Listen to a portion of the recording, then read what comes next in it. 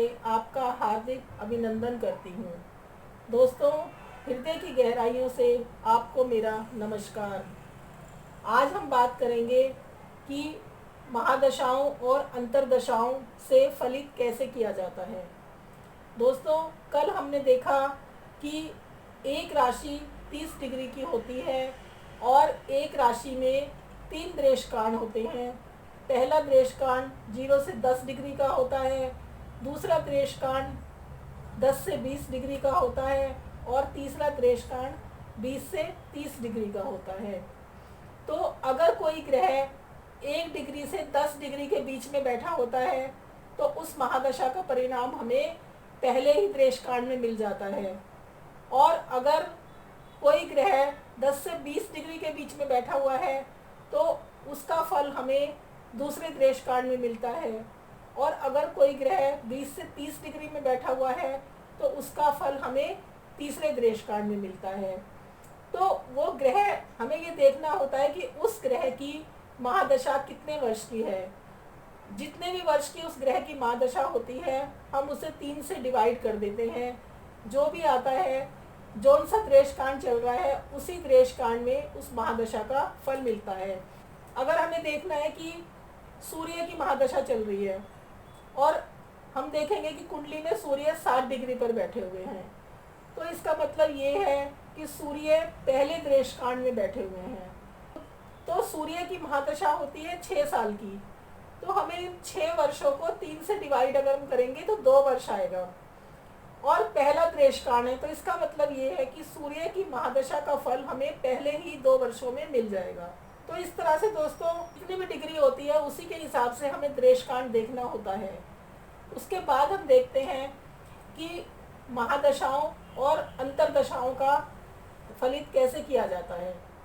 दोस्तों, अगर हमें देखना है कि कुंडली में शुक्र की महादशा कैसी चल रही है और सूर्य की अंतर्दशा कैसी चल रही है, तो दोस्तों सबसे पहले हम देखेंगे लगन कुंडली। अब लगन कुंडली के बाद हमें नवमांश कुंडली देखना बहुत जरूरी होता है, क्योंकि अगर हमने किसी भी कुंडली का फलित नवमांश कुंडली देखे बिना कर दिया तो वो गलत हो जाएगा। तो पहले हमें देखना होता है कि जिस भी ग्रह की हमें महादशा देखनी है वो ग्रह कहाँ पर बैठा हुआ है और वो नवमांश कुंडली में कैसा है। तो दोस्तों, अगर हमें शुक्र की महादशा देखनी है तो शुक्र इस कुंडली में बैठा हुआ है 1 नंबर राशि में और सप्तम भाव में बैठा हुआ है। अब हम देखेंगे कि नवमांश कुंडली में शुक्र कहाँ है। तो दोस्तों, नवमांश कुंडली में भी शुक्र 1 नंबर राशि में बैठा हुआ है, तो इसका मतलब है कि शुक्र वर्गोत्तम हो गया, मतलब शुक्र की पावर और ज़्यादा बढ़ गई। तो शुक्र की दशा बहुत अच्छी जाएगी क्योंकि वो नवमांश कुंडली में वर्गोत्तम हो गया। अब शुक्र से हमें देखना है कि ये कहाँ कहाँ का स्वामी है। अब शुक्र है लगन का और अष्टम भाव का स्वामी है। अब क्योंकि शुक्र लग्नेश है और लग्नेश को अष्टम का दोष नहीं लगता, इसलिए शुक्र हुए इस कुंडली में योग कारक। तो शुक्र की दशा बहुत अच्छी जाएगी क्योंकि वो नवमांश कुंडली में भी वर्गोत्तम है। तो अब हम क्या देखते हैं, लगन से हम देखते हैं हमारा शरीर, हमारा व्यक्तित्व, हमारा स्वभाव, हमारी कद काठी रंग रूप, ये सब हम लगन भाव से देखते हैं। और अष्टम भाव से हम देखते हैं आकस्मिक धन, सडन गेन, सडन लॉस, ससुराल से आकस्मिक धन मिलना। हम सारी चीज़ें देखते हैं, तो इन सारी चीज़ों में बढ़ोतरी हो जाएगी अगर शुक्र की महादशा अच्छी रहेगी तो। उसके बाद हम देखते हैं कारक। अब शुक्र किस चीज़ का कारक है?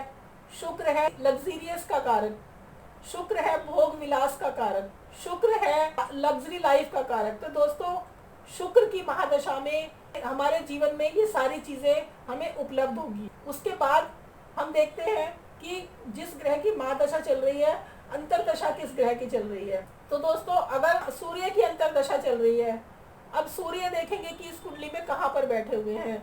अब सूर्य बैठे हुए हैं यहाँ पर अपने ही भाव में 5 नंबर राशि में, और 5 नंबर राशि सूर्य की अपनी राशि होती है। अब हम देखते हैं कि सूर्य नवमांश कुंडली में कहाँ पर बैठे हुए हैं। तो सूर्य नवमांश कुंडली में भी 5 नंबर राशि में बैठे हुए हैं। तो इसका मतलब है कि सूर्य इस कुंडली में वर्गोत्तम हो गए, सूर्य भी इस कुंडली में बहुत अच्छा परिणाम देंगे। अब हम देखेंगे कि सूर्य इस कुंडली में योग कारक है या मारक है। अब सूर्य लाभ भाव का स्वामी है और सूर्य क्योंकि लग्नेश का शत्रु है और ये भाव भी बहुत अच्छा नहीं है, तो सूर्य इस कुंडली में मारक होंगे। लेकिन वो नवमाश कुंडली में वर्गोत्तम हो गए तो सूर्य अपनी अंतर्दशा में अच्छे परिणाम देंगे। अब हम सूर्य से क्या देखते हैं? सूर्य से हम देखते हैं कि राजनीति, पिता से संबंध बहुत अच्छे रहेंगे, व्यक्ति राजनीति में जा सकता है। और सूर्य आत्मा का कारक है, सूर्य शिक्षा का कारक है, तो इन सब चीज़ों में बढ़ोतरी हो जाएगी। तो इस तरह से दोस्तों हम देखते हैं कि कुंडली में कौन सा ग्रह कहाँ पर बैठा हुआ है, उसके बाद नवमाश कुंडली में उसकी क्या पोजीशन है, उसी के आधार पर हम फलित करते हैं। उसके बाद दोस्तों आता है कि दशाएं कितने प्रकार की होती हैं। दोस्तों दशाएं 43 प्रकार की होती हैं, लेकिन जो फलित में प्रयोग में आती हैं वो 3 प्रकार की दशाएं होती हैं। वो होती है विंशोत्तरी महादशा, अष्टोत्तरी महादशा और योगिनी महादशा। विंशोत्तरी महादशा 120 वर्ष की होती है और अष्टोत्तरी महादशा 108 वर्ष की होती है और योगिनी महादशा 36 वर्ष की होती है। तो दोस्तों जब हम फलित करते हैं तो सबसे ज़्यादा विंशोत्तरी महादशा का उपयोग किया जाता है, उसके बाद अष्टोत्तरी महादशा और उसके बाद योगिनी महादशा का प्रयोग किया जाता है। तो दोस्तों आज के एपिसोड में हमने जाना कि दशाओं से फलित कैसे किया जाता है।